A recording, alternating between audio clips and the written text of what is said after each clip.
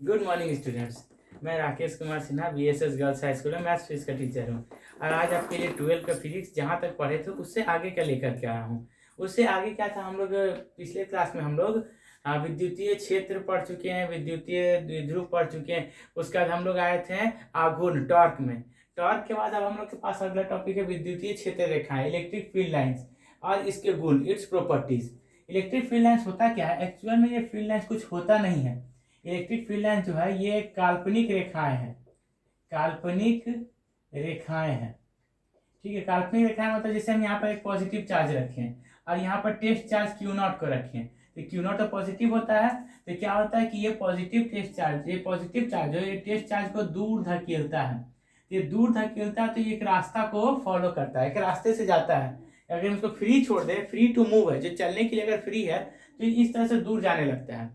और जब दूर जाता है तो इस पर हम इसको क्या करते हैं कि एक रेखा इससे जैसे से चलता है ये खींचते जाते हैं। इस रेखा को हम लोग कहते हैं इलेक्ट्रिक फील्ड लाइंस। ठीक है, इसको बहुत जगह आपको लाइन ऑफ फोर्स मिलेगा, मतलब कि बल की रेखाएं, लेकिन लाइन ऑफ फोर्सेस कहना गलत है। ये इलेक्ट्रिक फील्ड की रेखाएं हैं जो एक्चुअल में होती नहीं है, ये अवास्तविक काल्पनिक रेखा जो हम मानते हैं। ठीक है, लेकिन हकीकत में क्या है, ये कि काल्पनिक रेखाएं हैं, लेकिन ये जिसे प्रेजेंट करती है, प्रदर्शित करती है, वो है इलेक्ट्रिक फील्ड जो वास्तविक में होता है। एक काल्पनिक रेखा जो वास्तविक चीज को प्रेजेंट करती है, इसको हम लोग कहते हैं इलेक्ट्रिक फील्ड लाइंस। ठीक है, ये पॉजिटिव चार्ज से बाहर की ओर इस तरह से निकलती है पॉजिटिव चार्ज से, और निगेटिव चार्ज में हमेशा इस तरह से इंटर करती है। क्यों इंटर करती है? क्योंकि अगर हम यहाँ पर पॉजिटिव टेस्ट चार्ज कहीं प्लेस करते हैं तो ये टेस्ट चार्ज इधर की ओर अट्रैक्ट होगा, आकर्षित होगा इधर की ओर। तो ये पॉजिटिव होता है टेस्ट चार्ज, ये यहाँ पर इधर की ओर आकर्षित करता है, तो हम लोग लाइन जो खींचेंगे किधर की ओर बढ़ाएंगे, इधर की ओर, इसलिए ये इनवर्ड होता है, अंदर की ओर निगेटिव चार्ज में, और पॉजिटिव चार्ज में बाहर की ओर होता है। ठीक है, ये लाइंस के बारे में हम लोग बात की, उम्मीद करते हैं लाइंस आप लोग को समझ में आ गई होगी। अब थोड़ा सा इससे आगे बढ़ते हैं। आगे बढ़ने का मतलब क्या है कि इसके गुण बहुत ही इंपॉर्टेंट है, और हर साल 1 तो 2 नंबर का क्वेश्चन आप लोग को इससे पूछता है हर साल। इसके कुछ खास गुण होते हैं, जैसे कि सबसे पहला गुण, इसके गुण के बारे में हम लोग जान रहे, ठीक ना।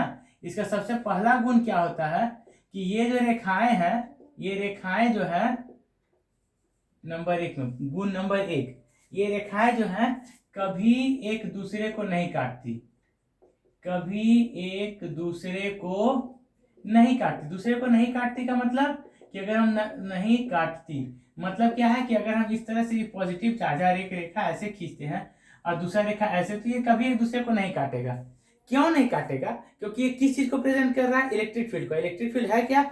एक सदिश राशि, मतलब उसका मान के साथ साथ दिशा भी होता है। अब इसको ध्यान दीजिएगा, अगर कोई दो रेखा इस तरह से एक दूसरे को काट देता है, मान लेते हैं कोई दो रेखा है जो एक दूसरे को ऐसे काटता है, तो इस पॉइंट पर इलेक्ट्रिक फील्ड की दिशा क्या होगी? ये या ये, कौन सी दिशा होगी? क्योंकि इलेक्ट्रिक फील्ड लाइंस मतलब कि ये विद्युतीय क्षेत्र रेखाएं जो है, इस पर खींचा गया टेंजेंट किसी भी बिंदु पर, टेंजेंट मतलब स्पर्श रेखा, किसी भी बिंदु पर जहां से हम इसको खींचते हैं वहां पर इलेक्ट्रिक फील्ड का दिशा को दिखाता है।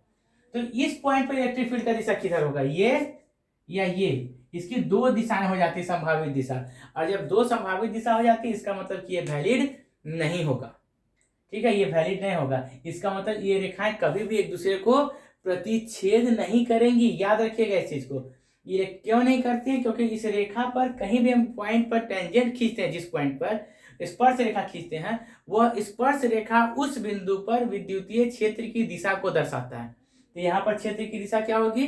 दो ठो हो जाएगी, इसलिए ये गलत हो जाएगा, क्योंकि चुंबकीय क्षेत्र विद्युतीय क्षेत्र की दिशा जो होती है सो एक ही होती है। इसको आप लोग पॉज करके हम जो बोले हैं उसको लिख लीजिएगा, क्योंकि उतना लिखना संभव नहीं है, इसलिए आप इसको पॉज करके लिखिए। दूसरा गुण, ये रेखाएं टूटती नहीं है, ये रेखाएं टूटी हुई नहीं होती है। कैसे टूटी हुई नहीं होती है? देखिए, अगर यहाँ पर पॉजिटिव टेस्ट चार्ज रखे तो क्या रेखा इस तरह से चलेगा? इस तरह चलने का मतलब क्या है कि अगर यहाँ पर हम क्यू नॉट को प्लेस करते हैं तो क्यू नॉट टेस्ट चार्ज ये क्या करेगा, यहाँ पर है, फिर यहाँ से मेढक की तरह उछल के यहाँ जाएगा, फिर दूसरे मेढक की तरह ऐसे मेढक की तरह उछल उछल के चलेगा। उछल उछल के तो नहीं चलेगा, हम जानते कि कैसे चलेगा, तो सीधा ऐसे खिसकेगा। यानी किसी भी बिंदु पर ये सीधा ऐसे खिसक के जाएगा, न कि ये सब तोड़ तोड़ के चलेगा। मतलब ये रेखाएं जो होती है वो लगातार होती है, कंटिन्यूअस होती है, कंटिन्यूअस होती है, ब्रेकिंग नहीं होती है, ध्यान रखिएगा, ये ब्रेक ले करके नहीं होती है। दूसरा गुण इसका ये था।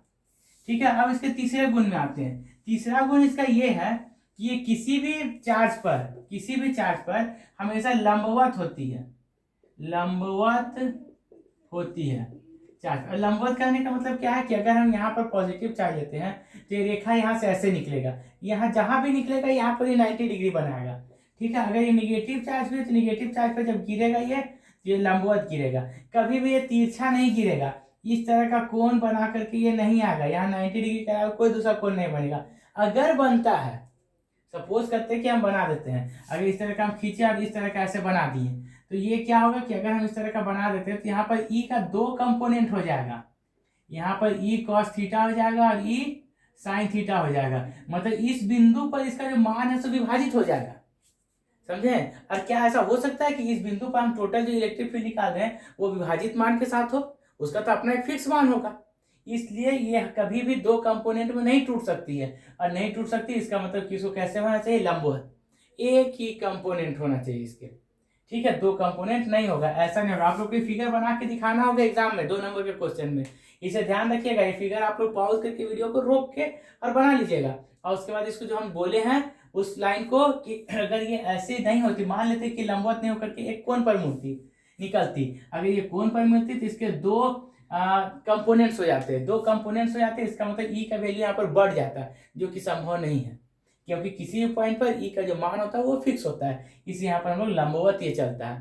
ठीक है, इसके 3 गुण था, 3 बहुत ही इंपॉर्टेंट गुण है। चौथा गुण क्या है, अगर हम बात करते हैं तो चौथा गुण ये इसमें ये था कि हम आप लोग को बता चुके पहले ही कि ये पॉजिटिव चार्ज से निकलती है, पॉजिटिव से बाहर की ओर, और निगेटिव में अंदर की ओर चलती है, जो आपको पहले ही फिगर बना चुके हैं, अंदर की ओर चलती है। ये फिगर हम पहले बना दिए थे आपको, उस फिगर को आप लोग नोट कर लीजिएगा ठीक से। ठीक है, उसको छोड़िएगा नहीं, उसको नोट कर लीजिएगा। इसका ये 4 गुण था हमारे पास। अब 5वां गुण आते हैं।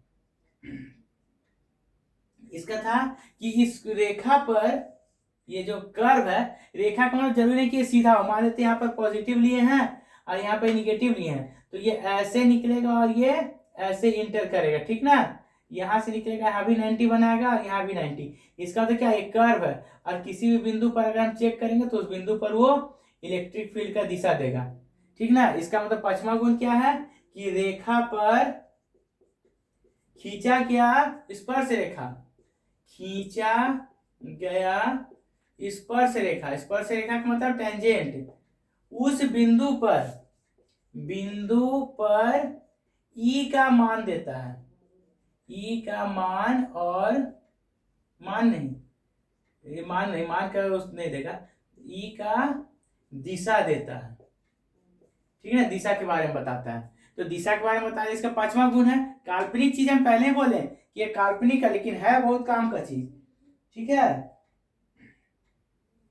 देखिए अब इसमें क्या होता है, अगला एक गुण में आते हैं। अगला गुण ये है कि अगर 2 पॉजिटिव चार्जेस के बीच में हम इलेक्ट्रिक फील्ड लाइंस खींचते हैं तो वो क्या करता है कि एक दूसरे को दूर धकेलने की कोशिश करता है। अगर एक तो पॉजिटिव चार्ज यहाँ लेते हैं, एक तो यहाँ लेते हैं, तो यहाँ से निकलने वाला फील्ड लाइंस क्या होगा, इस तरह से जाएगा, ठीक है ना, इस तरह से जाएगा।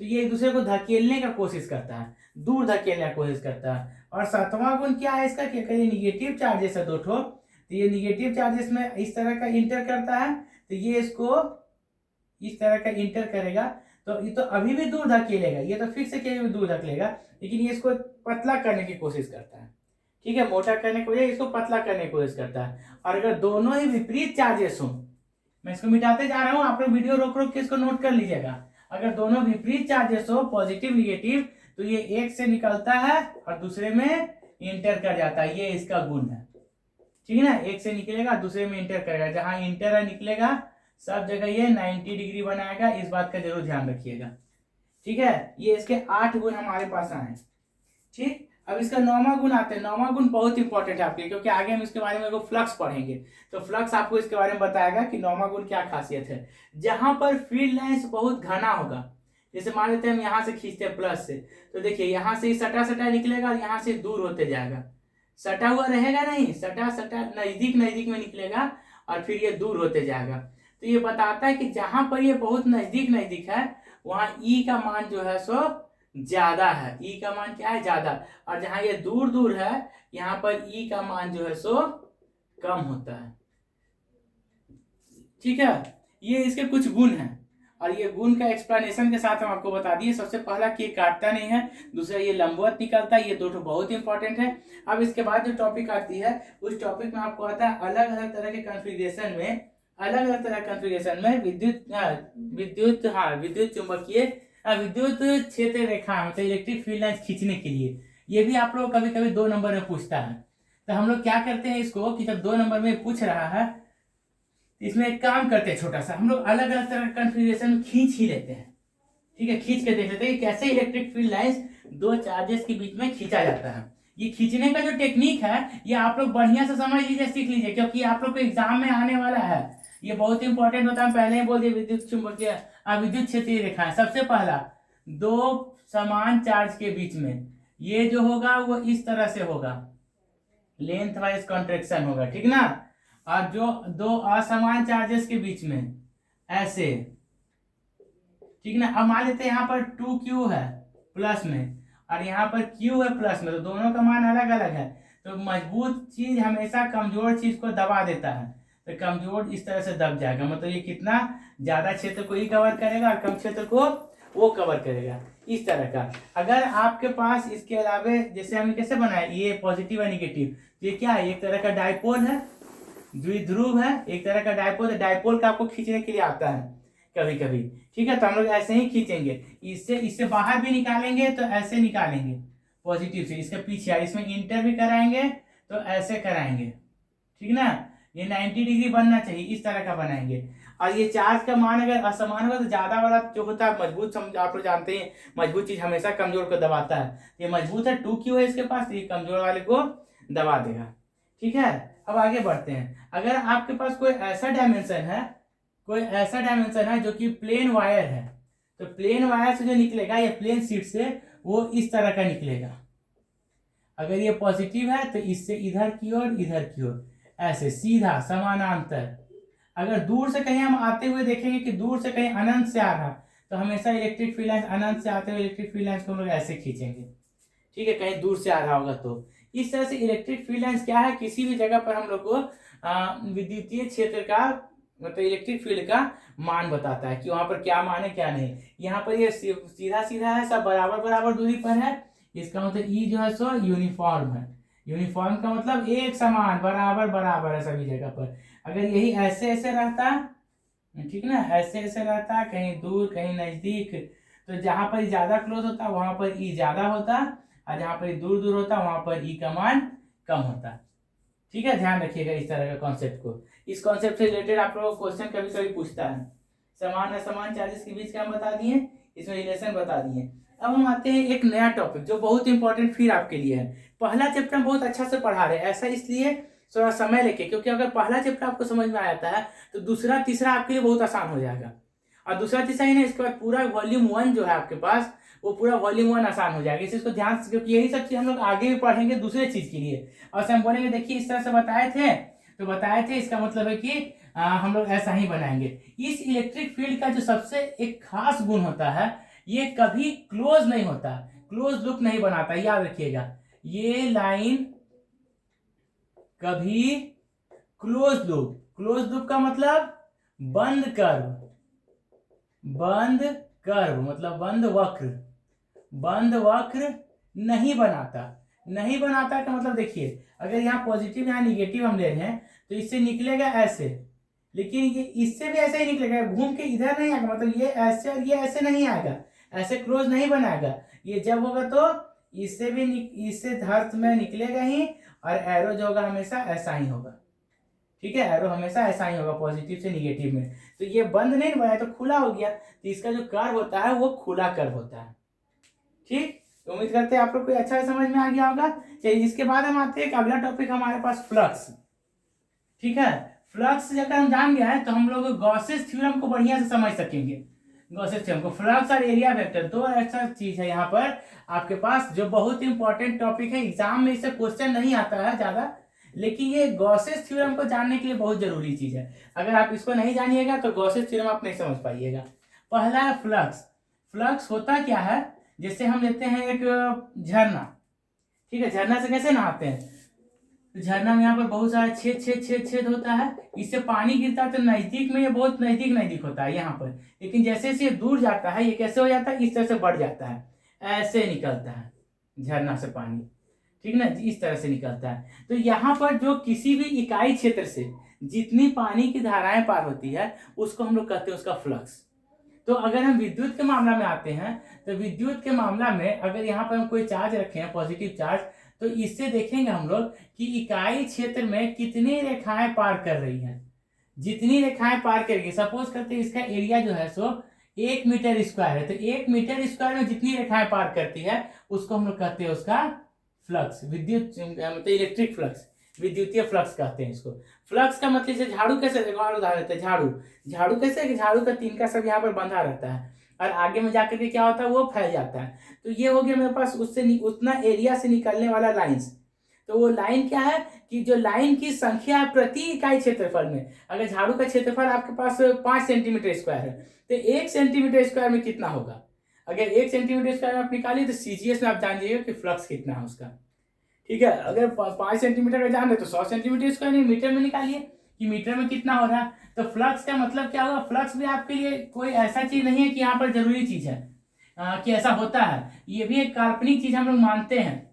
जब इलेक्ट्रिक फील्ड लाइन्स के बारे में बात करें तो इसको भी काल्पनिक मानेंगे, लेकिन फ्लक्स देता है हमको बहुत काम का चीज। वो इलेक्ट्रिक फील्ड लाइन्स के वैल्यू बताता है कि कहाँ ज्यादा है कहाँ कम है और उस इकाई क्षेत्रफल से होकर के कितनी इलेक्ट्रिक फील्ड लाइन्स गुजर रही है। ठीक है, उम्मीद करते हैं ये भी आपको समझ में आ गया होगा अच्छी तरह से। अब अगला कॉन्सेप्ट में आते हैं हम, दूसरा है एरिया वेक्टर। एरिया वेक्टर ये भी बहुत इंपॉर्टेंट चीज है। एरिया वेक्टर कहने का मतलब क्या है कि जैसे हमारे पास ये डब्बा है, एक डब्बा लेते हैं, इस डब्बा का अपना एक क्षेत्रफल है। नॉर्मली हम लोग जानते हैं कि क्षेत्रफल जो है वो एक अदिश राशि है, मतलब स्केलर है। अदिश राशि, अदिश का मतलब स्केलर है, क्योंकि हम किधरों से नापेंगे तो इसका क्षेत्रफल हमेशा फिक्स रहेगा, कांस्टेंट रहेगा, उसमें कोई परिवर्तन नहीं होगा। ठीक है, उम्मीद करते हैं आप लोग समझे होंगे। अदिश राशि है क्योंकि इसके पास कोई दिशा नहीं, किधरों से नापे, कैसू करके नापे, टेढ़ा सीधा उल्टा जैसे भी करके नापे, उल्टा पलटा, इसका जो वैल्यू होगा वो एरिया जो होगा, क्षेत्रफल जो होगा वो फिक्स होगा। लेकिन हम लोग करते क्या है कि जब फ्लक्स पार कराते हैं या इलेक्ट्रिक फील्ड में बात करते हैं तो इसका एक दिशा देते हैं इसको, ये हमेशा इस पर बाहर की ओर होगा।